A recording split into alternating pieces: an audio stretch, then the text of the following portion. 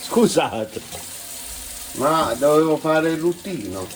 Allora, oggi vi presento un qualcosa di straordinario che vi farà digerire nell'arco di qualche secondo. Quindi, considerato che in questi giorni avete mangiato come dei maiali, allora ci sta il rischio che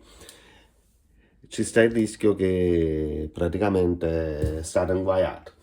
Allora, noi faremo la limonata a coscia aperta, però la limonata a coscia aperta si beve a Napoli. Noi la faremo in fase più chic, più francese, più elegante.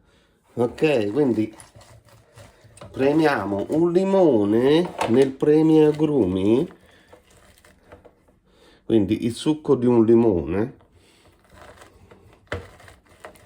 Questo qua è un ottimo digestivo, non esiste migliore, è natural.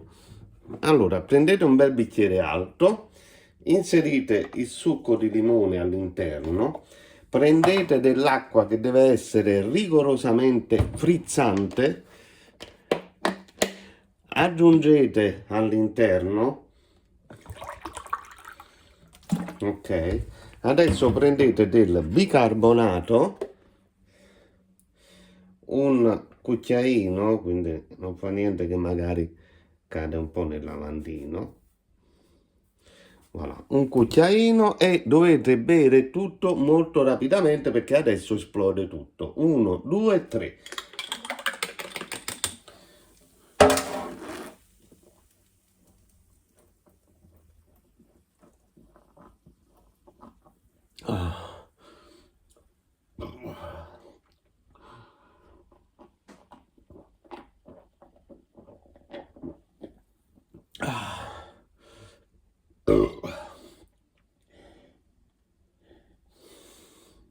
Voilà, e praticamente andate a digerire nell'arco di qualche secondo, oltre al fatto che avete proprio pulito il vostro corpo. Ciao ciao a tutti, per altri consigli utili, buone feste.